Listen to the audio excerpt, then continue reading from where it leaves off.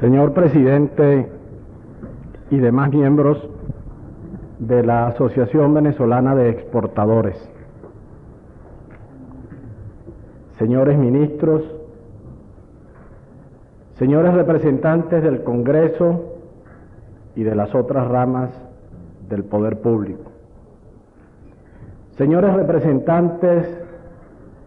de entidades y organismos públicos y privados, empresariales y laborales, y especialmente señores representantes de los organismos económicos del interior de la República, señoras y señores. Este acto que me honra mucho y que profundamente me emociona, debo interpretarlo más que como de reconocimiento a un gobernante, como un acto de fe en el país, de fe en Venezuela.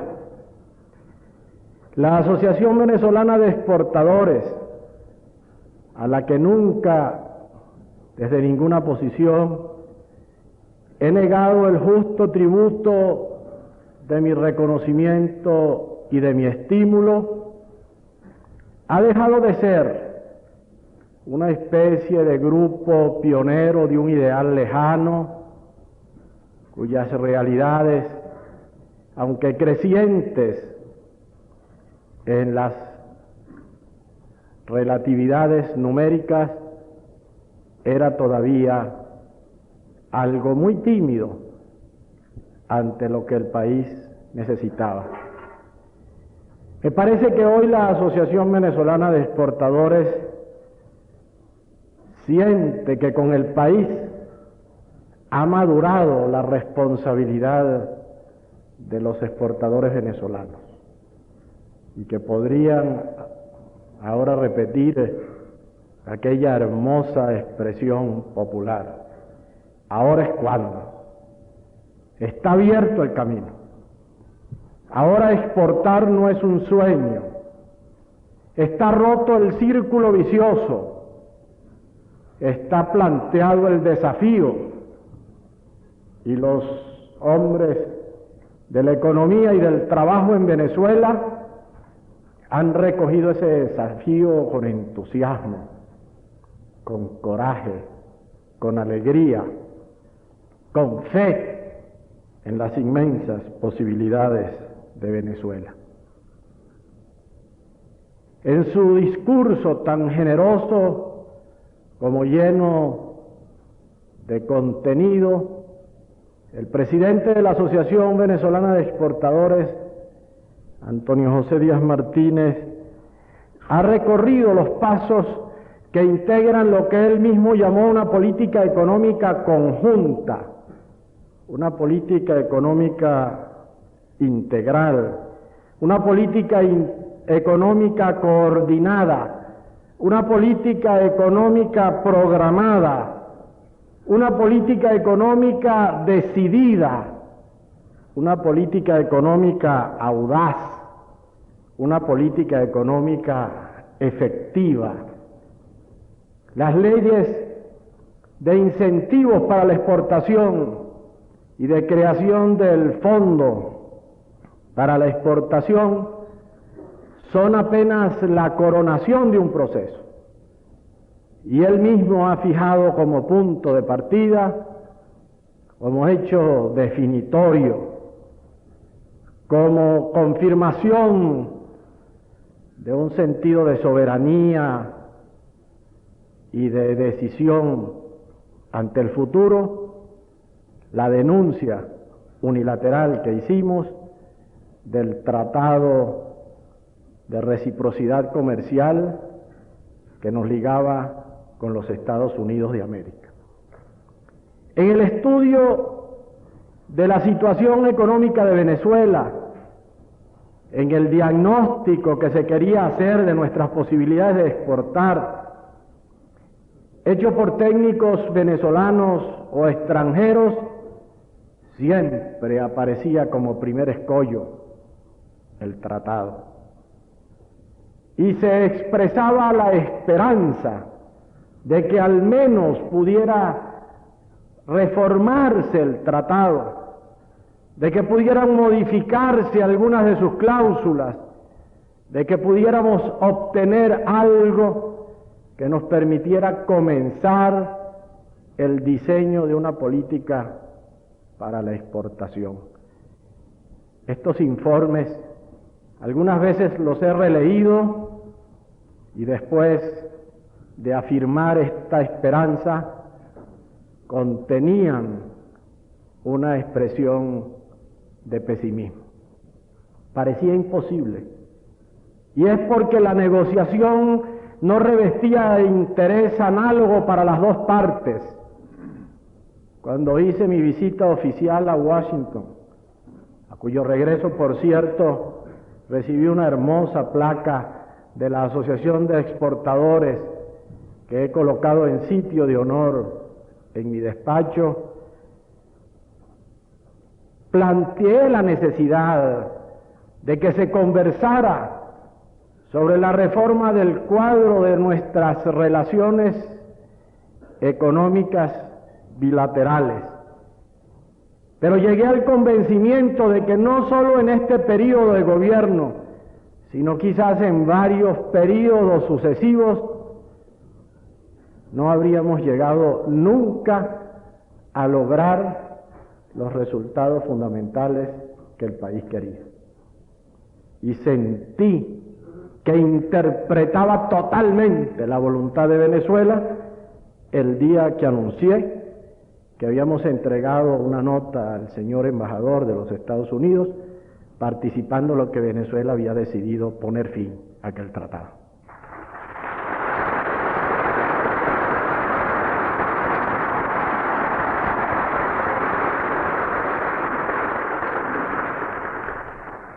Los exportadores entendieron que llegaba su hora y que tenía que realizarse un programa previo para asegurar una serie de bases que nos permitieran lanzarnos a la conquista del mercado exterior. El primer paso consecuencial a la denuncia del tratado era la reforma arancelaria. Y muchos nos dijeron que era insensato que un gobierno, cuando ya se vislumbraba el momento de la consulta electoral, se atreviera a meterse con algo tan delicado y tan difícil como era la reforma del sistema de aranceles.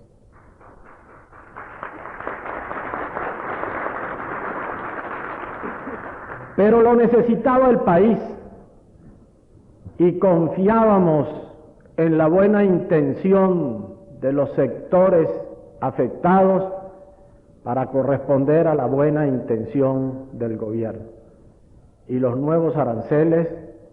han entrado en vigencia. Fue laborioso todo el proceso de su elaboración y demostramos que no había soberbia para mantener de manera inflexible los criterios oficiales, pero que tampoco había vacilación en el propósito de llegar a cumplirle al país, dejándolo en posesión de un nuevo sistema técnicamente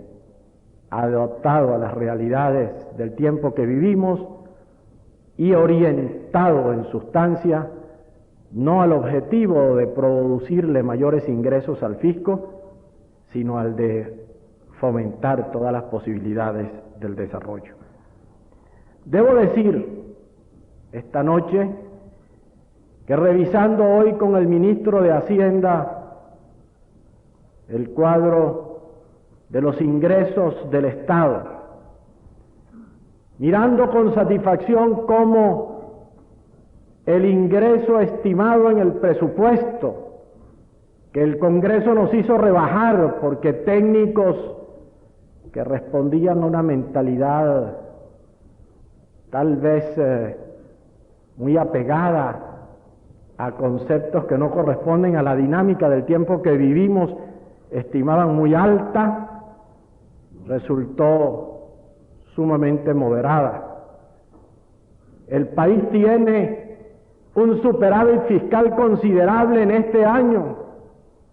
y para el año próximo le dejaré a mi sucesor con un presupuesto aprobado y orgánicamente destinado a atender los aspectos más importantes del desarrollo económico y social, la perspectiva cierta de un amplio superávit y hasta los eternos profesionales de la angustia ya no se angustian porque no hay dinero o porque hay déficit, sino porque vamos a tener mucho dinero. Y como la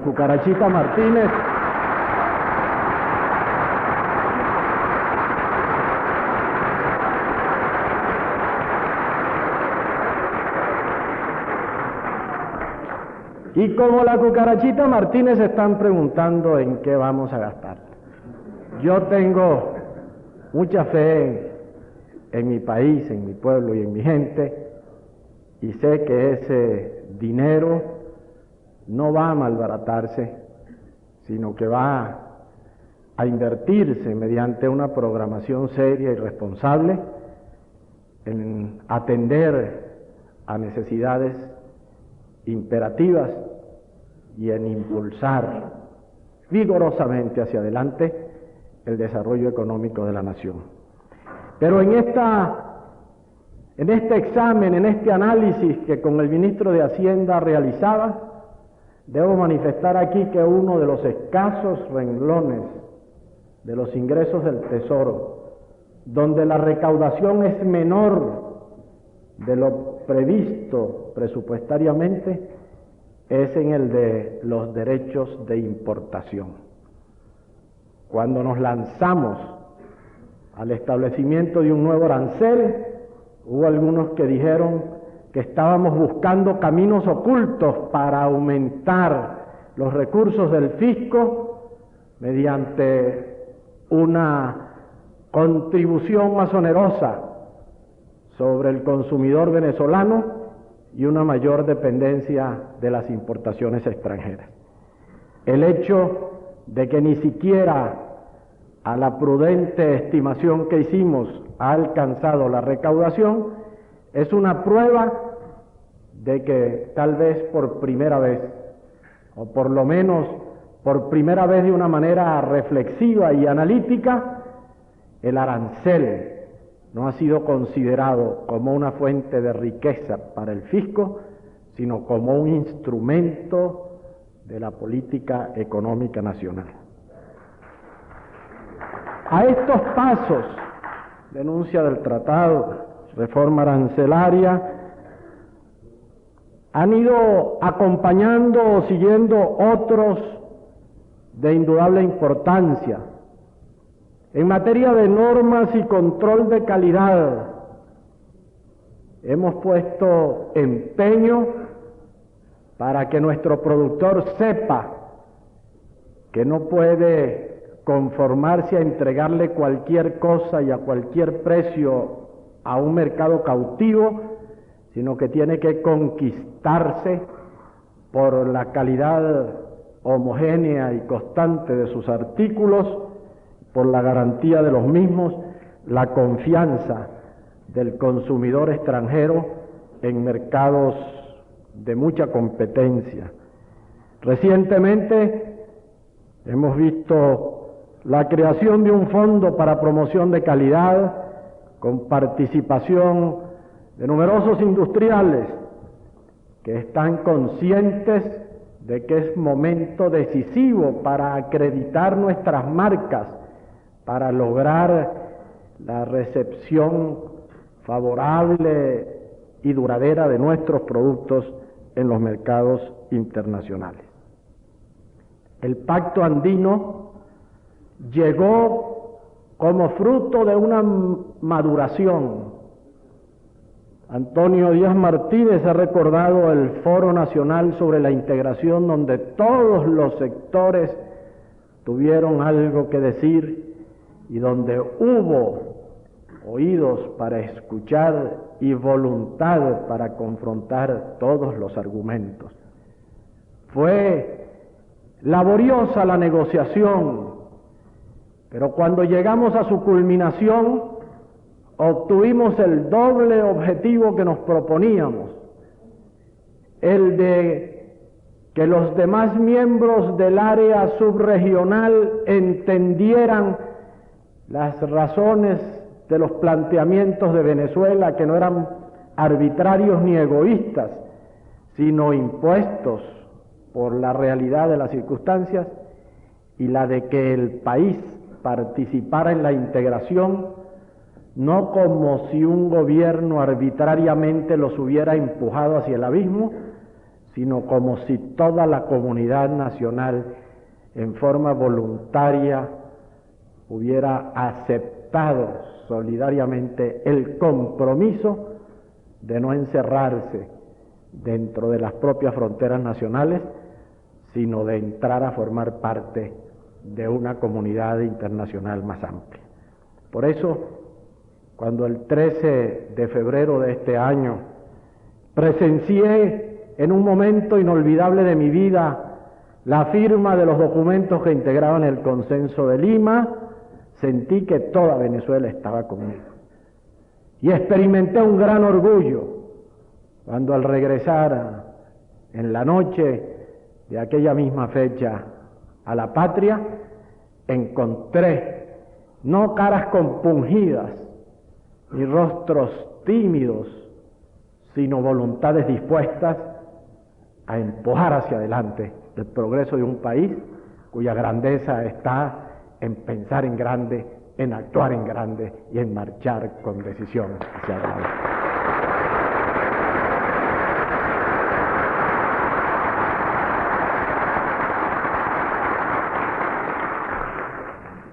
Dentro de esta política económica, ha mencionado el presidente de la Asociación de Exportadores la apertura internacional hacia el mundo, apertura hacia los países socialistas sin comprometer la seguridad, la estabilidad, la felicidad de Venezuela, sin renunciar a nuestro propio sistema de vida del que estamos legítimamente orgullosos y sin entregar un ápice de nuestra soberanía y de nuestra independencia, afirmándola más bien en cada paso, realizando las conversaciones diplomáticas sin prisa exagerada, pero también sin tardanza y demora, aprovechando el tiempo, pero haciendo ver en cada caso concreto las intenciones que nos guían, las garantías que exigimos y las normas a base de las cuales esperamos que esas relaciones se efectúen. Por eso tampoco el país ha sufrido estremecimientos convulsos cada vez que le hemos anunciado el establecimiento de relaciones diplomáticas con países cuya ideología o cuyo sistema político, cuya orientación son muy distintas de las nuestras. El país ha tenido confianza en que cada uno de esos pasos ha sido meditado, madurado y realizado dentro de las más absolutas garantías para la vida nacional. Hemos abierto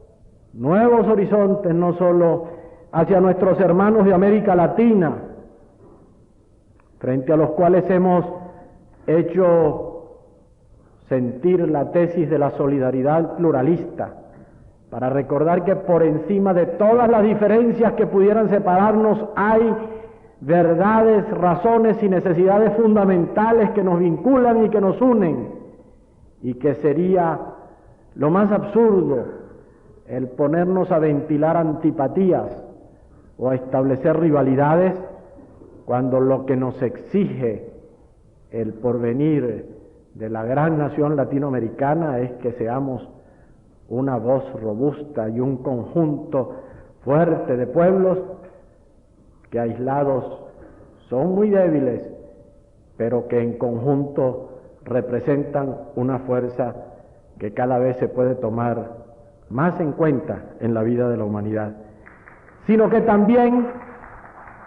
hemos abierto los horizontes del Caribe,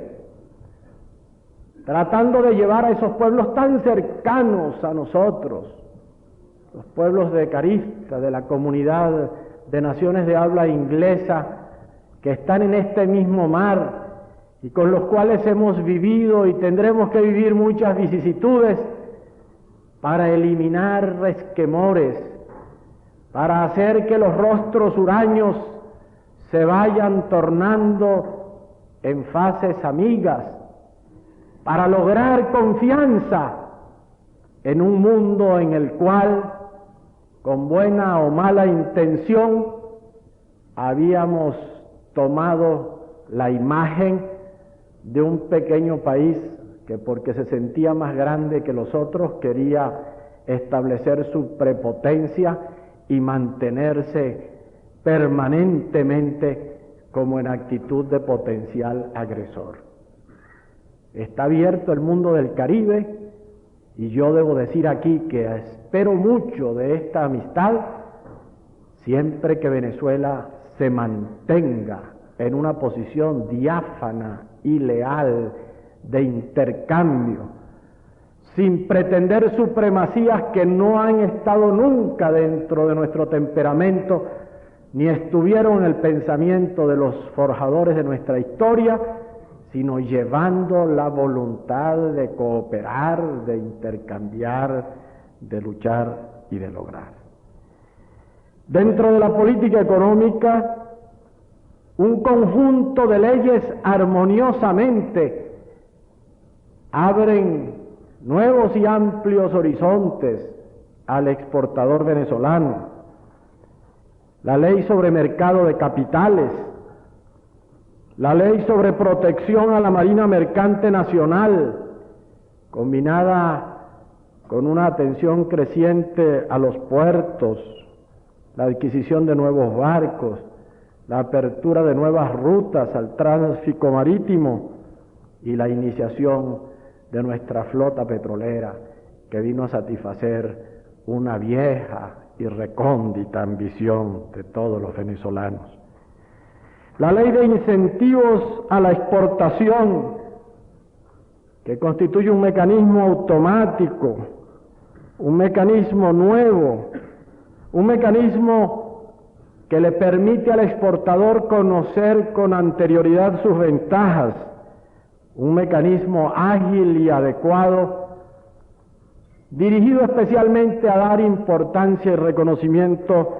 al valor agregado nacional.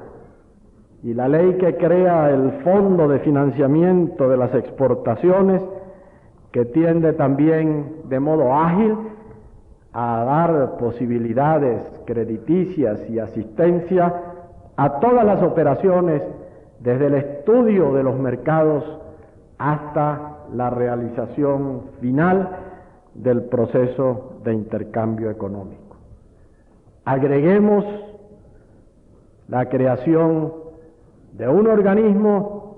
de excepcional importancia como lo es el Instituto de Comercio Exterior, que ya ha comenzado a dar muy buenos frutos, y de entidades como el CIEPE, único en su género en América Latina,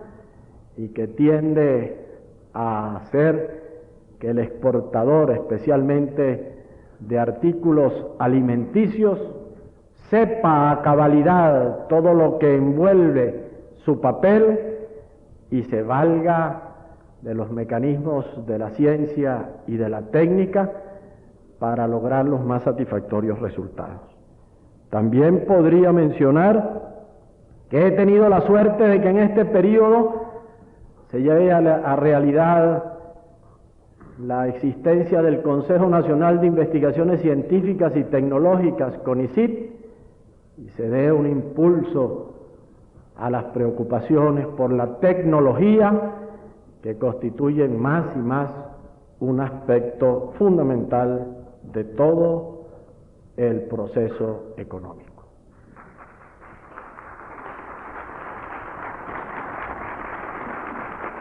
Dentro de esa política económica conjunta y coordinada, hemos defendido el signo monetario. Hemos realizado 2 moderadas revaluaciones, para lo cual tuvimos mucho que meditar, pero de lo cual también estamos contentos. Porque por una parte queríamos consumar nuestra independencia económica desligando de una manera clara la suerte del bolívar de las oscilaciones padecidas por el dólar norteamericano. Por otra parte, robustecer la fe en la fortaleza de nuestra economía, que en gran parte reside sobre la estabilidad y sobre la libre convertibilidad de nuestro signo monetario, y mantener un estímulo a los capitales que a nuestro modo de ver son un factor muy importante de nuestra conquista del mercado exterior. En la medida en que podamos atraer y formar los capitales necesarios para que nuestras empresas se desarrollen,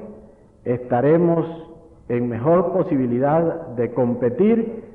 frente a otros ambientes de producción en los cuales la mano de obra no tiene la misma remuneración y los mismos beneficios que la nuestra. Y en este instante, como culminación de ese proceso y por obra de una serie de factores, hemos llegado al momento extraordinario para los exportadores venezolanos de que los precios del mercado internacional superan netamente a los precios de producción doméstica. Sabemos lo que era para todos los programas y para todas las ambiciones de producir hacia afuera el gran problema de los precios. Cada vez que algún gobierno lanzaba una iniciativa cualquiera para aumentar el volumen en las cosechas de un producto, tropezaba con una muralla infranqueable, constituida por el mercado nacional. Y hasta hay algunos que de buena fe habían pensado que el objetivo de Venezuela era convertirse en una autarquía económica, continuar la sustitución de importaciones hasta donde hubiera lugar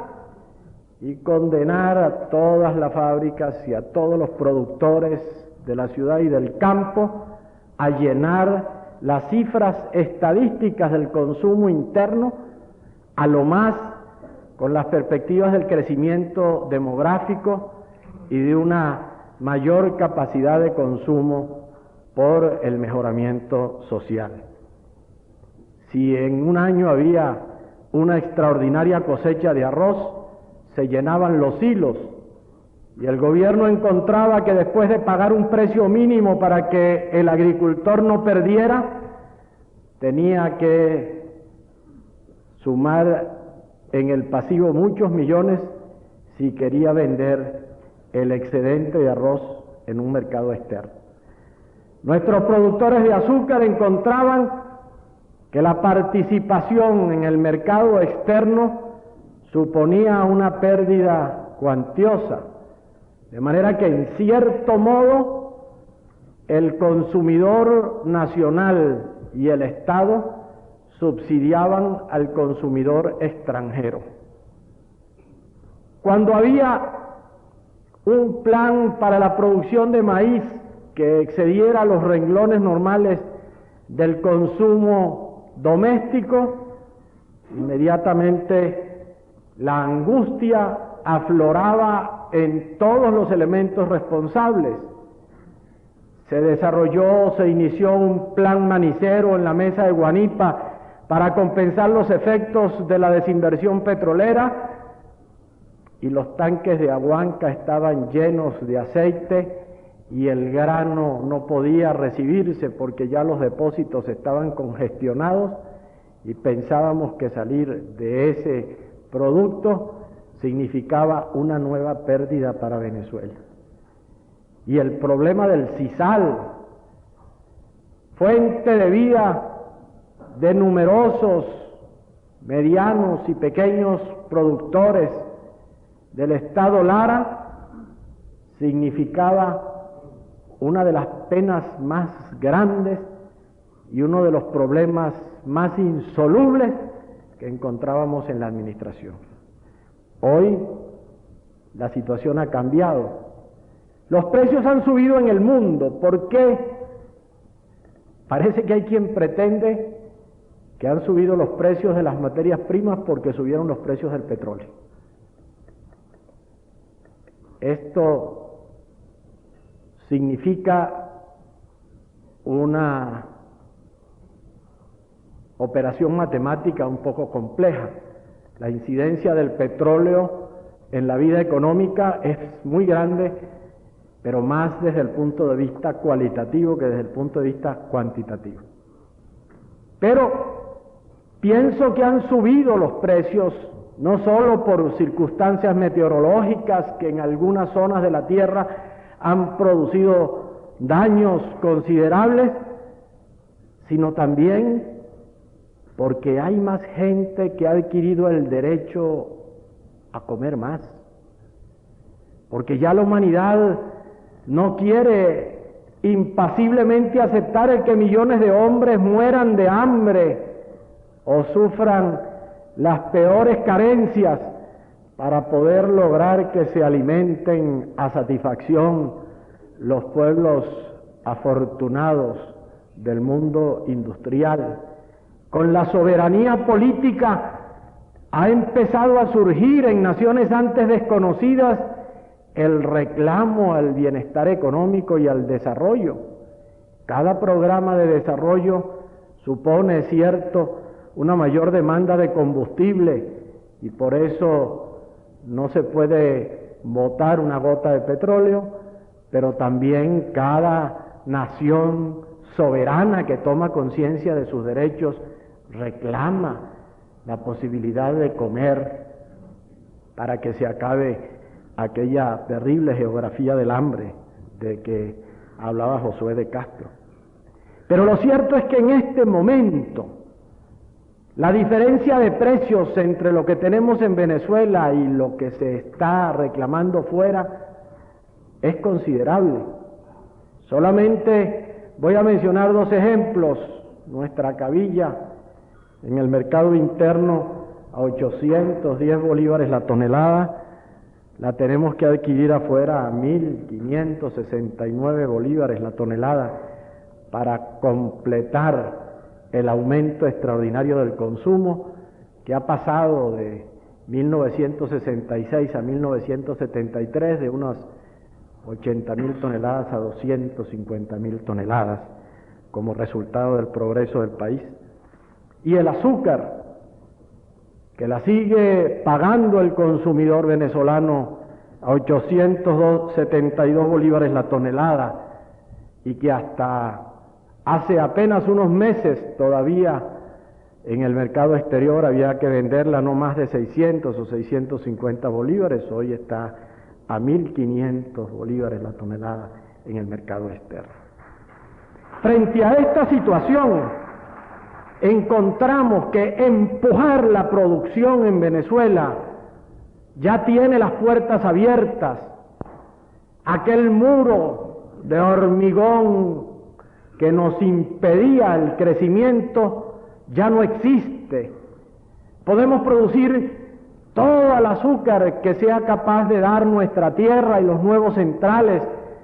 porque en el mercado exterior tenemos la colocación fácil y remuneradora de todos nuestros excedentes. Podemos aumentar nuestras acerías indefinidamente. podemos producir todo el arroz que seamos capaces de lograr, podemos producir la carne que seamos capaces de obtener con una política ganadera racional, bien financiada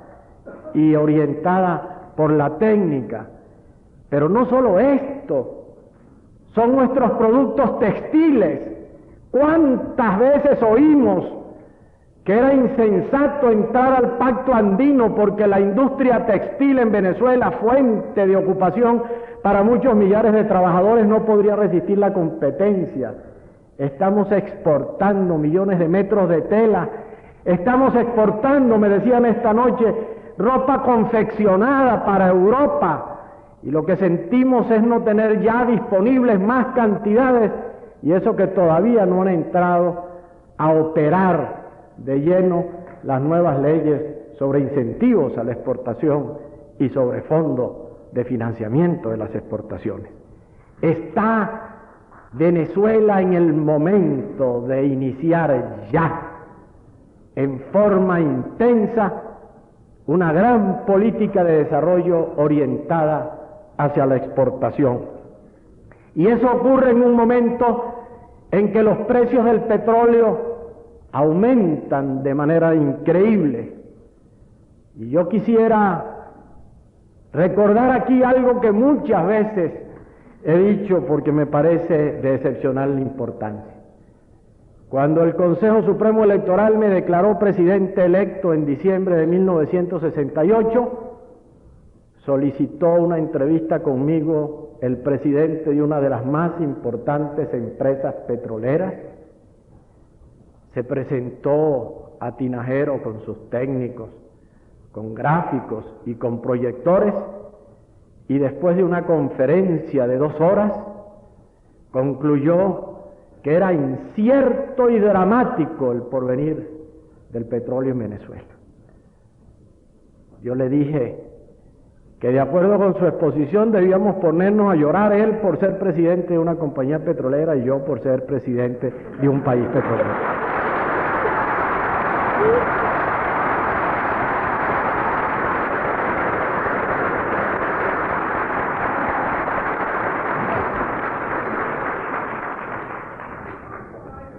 Pero debo señalar,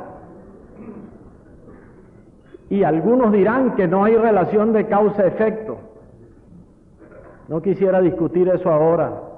y parto de la idea de que fue apenas una coincidencia, que a partir de la conferencia de Caracas de la OPEP de diciembre de 1970, la situación petrolera en el mundo dio un vuelco fundamental. Aquí, cuando nos reunimos, todavía estaba planteado el problema de los precios, y Venezuela llevaba a la OPEP la iniciativa de programar la producción para que no nos hiciéramos competencia ruinosa, y la tesis se analizaba y se estudiaba, pero encontraba dificultades para su aceptación. Hay un vuelco fundamental, y del petróleo, que cuando empezó este gobierno se vendía un poco más de $1.90 el barril, ahora lo tenemos a 7.40. Aparte de que la participación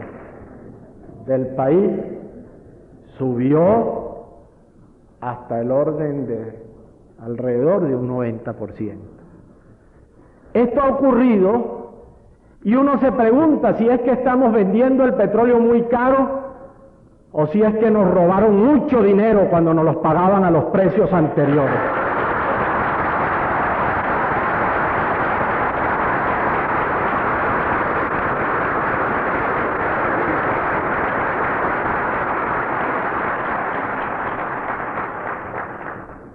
Pero yo quisiera señalar,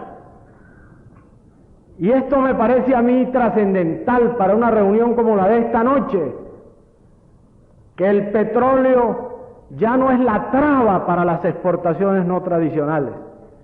sino que el petróleo es la palanca para que Venezuela se convierta en una nación exportadora.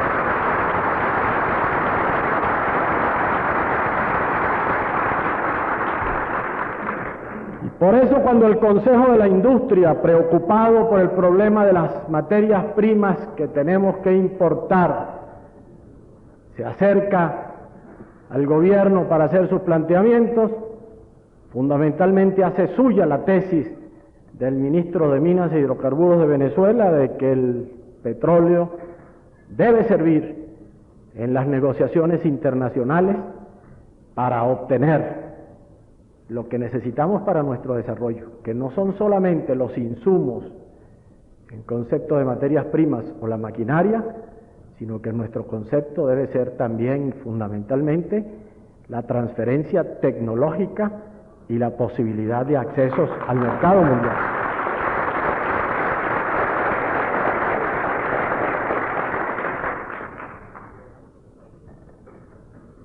Se plantea con razón en el país cuál es el destino que van a tener los ingresos adicionales del petróleo. Yo entiendo que es fácil ponerse de acuerdo. En primer lugar, esos ingresos adicionales deben orientarse al desarrollo económico y al desarrollo social. Dentro del desarrollo económico, a asegurar nuestros derechos y nuestras perspectivas en la propia actividad petrolera, petróleo, gas, hierro, minas, todo lo que sea necesario invertir para la investigación, para la exploración, para la tecnología, para la producción. La Providencia fue tan generosa con este país que después de haber pasado por lo menos 40 años los mejores cerebros de Venezuela preocupándose por la posible desaparición del petróleo, nos confirman, y no lo querían creer algunos hasta tanto no lo dijera una voz oficial de un gran país desarrollado, que en la cuenca petrolífera del Orinoco está la reserva más importante, más grande y más segura del hemisferio occidental. Tenemos que asegurar esa riqueza nuestra. Tenemos que aprovecharla, orientarla, aumentar nuestro conocimiento sobre ella en forma racional y constructiva. Tenemos que orientar parte de ese ingreso adicional al desarrollo agrícola. La ganadería en Venezuela tiene todavía perspectivas ilimitadas. A los que no hayan ido todavía a ver el experimento de los módulos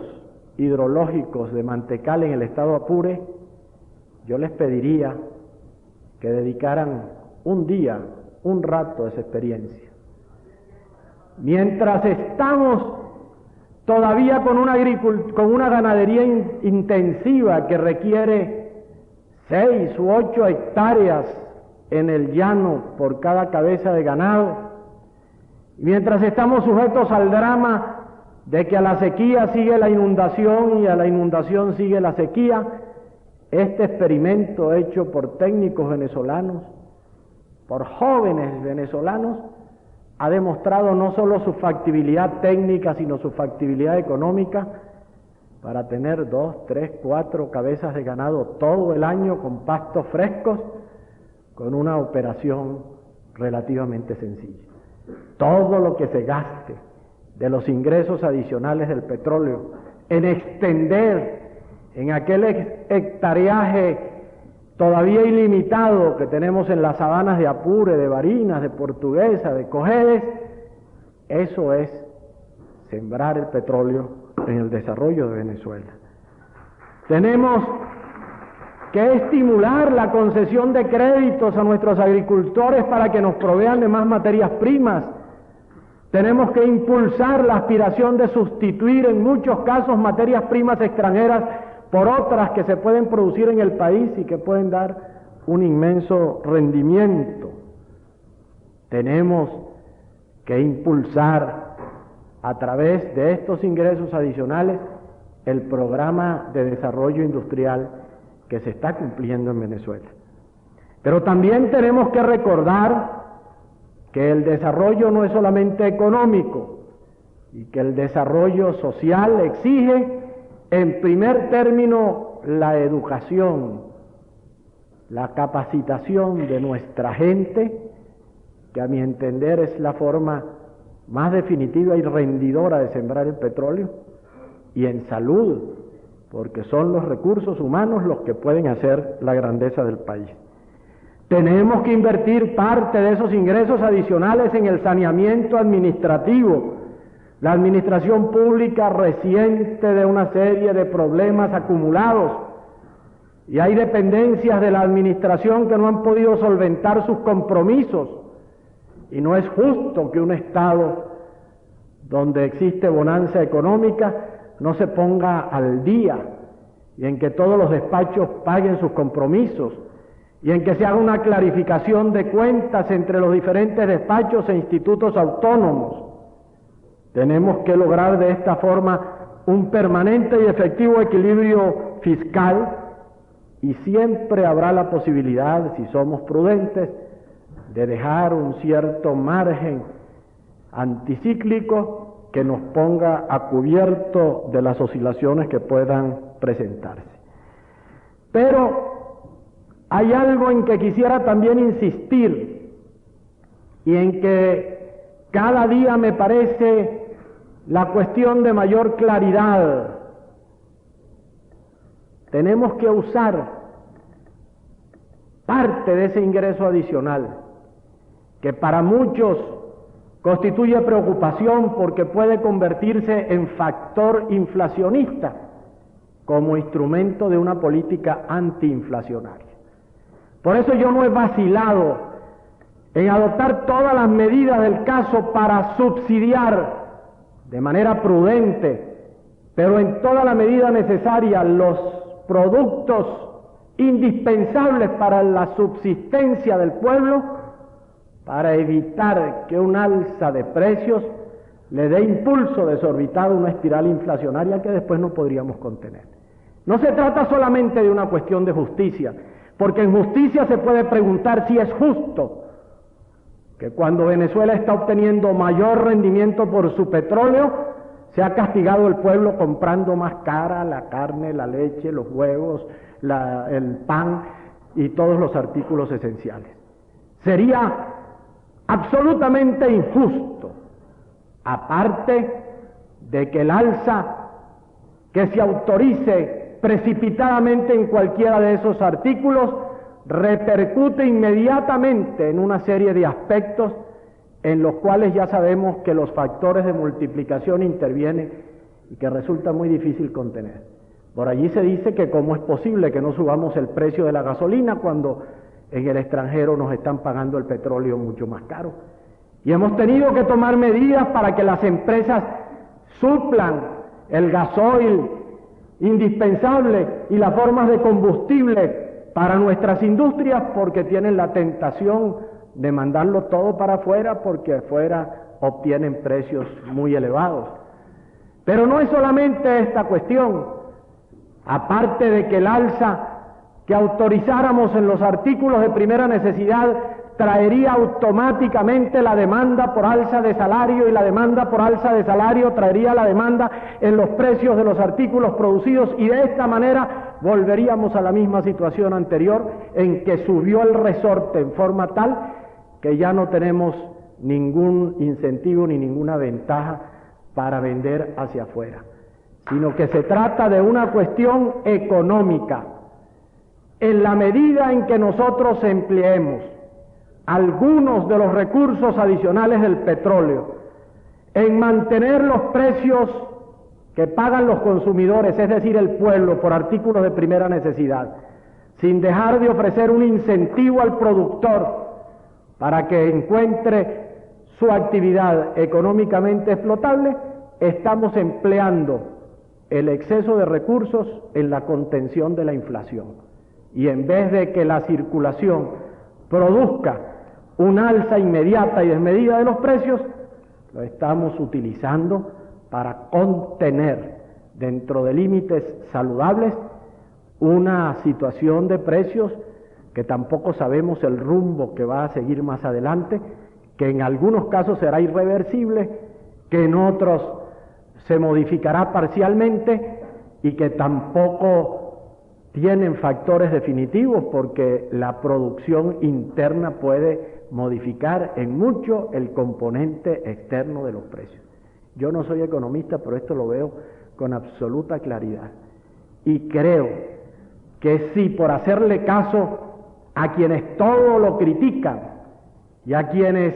no encuentran posibilidad de bien en ningún acto ajeno,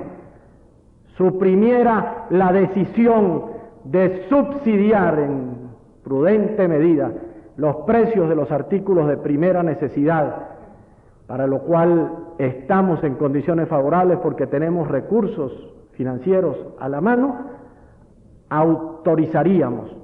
una explosión y un desajuste tal en los precios que todo lo que hemos ganado y todos los discursos que hemos hecho esta noche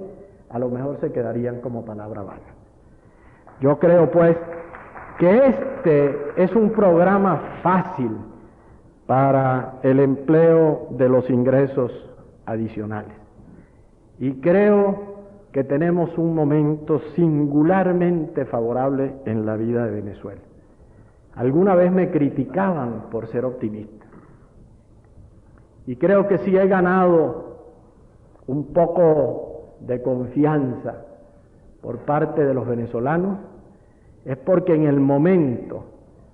en que afloraba el llanto de los eternos timoratos o los vaticinios sombríos de los profetas del desastre,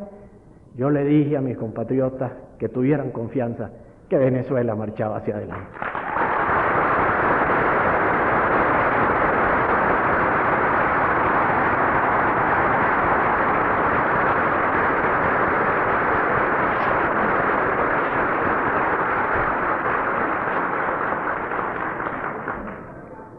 Algunos me dicen que yo he presidido un gobierno sortario, un gobierno con suerte. Yo diría más bien, comenzando por reconocer todo lo que los creyentes en la providencia atribuimos a una voluntad superior y que ha sido sin duda expresión de mucha benevolencia, yo diría más bien que he tenido la suerte de presidir un país sortario, un país con suerte. Pero esa suerte se ha perdido muchas veces porque faltó coraje, o porque faltó visión, o porque nos presentamos en la mentalidad chiquita. Parece que para alguna gente no debería haber universidades hasta que no existiera la totalidad de escuelas primarias que el país necesita, sin darse cuenta de que mientras más universidades tengamos hay mayor factores para que aumente la educación primaria y para que elevemos los niveles de la educación popular. Hay gente que cree que no deberíamos hablar por radiotelefonía porque no hemos conocido en muchos pueblos el teléfono de manigueta. Hay gente que piensa que no debemos construir autopistas porque faltan caminos vecinales, como si hay gente tal vez que piensa que el pueblo venezolano no debe usar alpargatas porque muchos todavía, no debe usar zapatos porque muchos todavía no usaron alpargatas. Pero el progreso del país es rápido. Hay quienes dicen que la industria venezolana no debe tecnificarse porque la industria más técnica ofrece menos oportunidades de trabajo. Y quisieran que estuviéramos dentro de una industria artesanal o con maquinarias atrasadas para aumentar aparentemente las oportunidades de trabajo sin darse cuenta de que eso nos haría cada vez más esclavos de los límites del mercado nacional. El problema de la falta de empleo tenemos que resolverlo en otra forma, educando a la gente, creando nuevas oportunidades, aumentando el volumen de la economía, impulsando el turismo como fuente supletoria para lo que la propia industria o la propia agricultura no puede dar, mejorando los servicios de educación, de salud, servicios públicos, para hacer que el país tenga una vida más adelantada. Y si nosotros nos resignáramos a andar el camino que anduvieron otros pueblos para llegar al desarrollo, no llegaríamos a donde ellos están hoy, sino después de que ellos estuvieran en grados increíbles de civilización o que hubiera estallado una destructiva situación mundial. Tenemos que abrirle camino al progreso, y es lo que me ha gustado siempre de los empresarios venezolanos y de los trabajadores venezolanos. Póngale usted a un trabajador venezolano la máquina más difícil y verá cómo la sabe atender. Cuando estuve inaugurando la planta de briquetas del Orinoco Mining, me llevaron a la sala de mando llena de tableros electrónicos, y el muchacho venezolano que me la mostró ante mi pregunta de si era ingeniero y en qué universidad se había graduado, me dijo que no, que él era el egresado de una escuela técnica. Estos muchachos tienen capacidad para todo, y los empresarios venezolanos eran hasta hace nada bisoños en las actividades industriales. Cuando comenzaron a meterse en estas cosas les parecían muy complicadas, y algunos hasta pensaron que si no dirigían las empresas hombres de acento extranjero o formados en otras latitudes estaban condenados al fracaso. Hoy tenemos industriales que dominan su actividad porque no tuvieron miedo, porque tuvieron decisión para echar a andar hacia adelante. Y esa es la base de mi optimismo. Y esa es mi satisfacción cuando escucho, como lo he escuchado esta noche, que la política económica ha experimentado un cambio fundamental, cuando siento que se ha dado un impacto favorable a toda la economía, cuando siento que ya no hay temor en afrontar los problemas que supone una capacidad competitiva. Estamos ante un desafío y me siento orgulloso, profundamente orgulloso como venezolano, al poder verificar que la gente de mi tierra ha aceptado este desafío con la conciencia de que va a luchar y a triunfar. Y ante esta situación, yo encuentro que el acto que estamos celebrando es la reafirmación de ese optimismo, es la reafirmación de esa voluntad, con un propósito de cooperación entre el sector público y el sector privado, que ha mostrado en muchos casos y en muchas formas ser provechosa, con la fe en el hombre venezolano y con la satisfacción de escuchar en tierras hermanas y hasta en tierras lejanas el reconocimiento para este fenómeno que se está viviendo en Venezuela. Un fenómeno de adelanto, de fe, de optimismo y de entusiasmo. Demos gracias a Dios que nos puso el petróleo. Pidámosle siempre que nos dé inteligencia y valentía para obtener ese beneficio que Él nos dio, ese talento que Él puso en nuestras manos en el sentido del libro sagrado, para multiplicarlo y para multiplicarlo con propósitos de justicia social y de progreso. Y dentro de nuestra hermandad abierta y cordial hacia todos los pueblos de América Latina, y dentro de nuestro deseo de ser humildes con lo que nos favorece, de aprender todo lo bueno que los otros hagan y de ofrecer nuestra cooperación sin reservas para el progreso y el bienestar de los demás, yo entreveo un porvenir muy hermoso para Venezuela, con la misma emoción con que mis ojos se extienden sobre el territorio Amazonas o allá en los confines del Río Negro, en la inmensidad de la patria que siento que toda es más nuestra. Con esa misma emoción veo los años que vienen y estoy convencido de que se necesitaría que fuéramos muy torpes, de que se necesitaría que fuéramos muy mezquinos de que se necesitaría que fuéramos muy capaces, y los venezolanos tendremos muchos defectos, pero no hemos sido ni torpes, ni mezquinos, ni incapaces para no lograr las hermosas metas que tenemos por delante. Señores, señoras y señores, muchísimas gracias por la presencia de ustedes esta noche, por lo que ello envuelve para mí como estímulo a lo que he podido contribuir a hacer, dirigiendo un equipo que cada vez aprecio y valorizo más en la realidad venezolana. Quiero corresponder a ese invalorable obsequio que ustedes me hacen, devolviendo lo que puedo dar, una nueva palabra de aliento, un mensaje de fe en el país, de confianza en los años que vienen, en los cuales tendremos dificultades, pero Dios mediante las sabremos vencer para lograr más y más en provecho de Venezuela. Muchas gracias.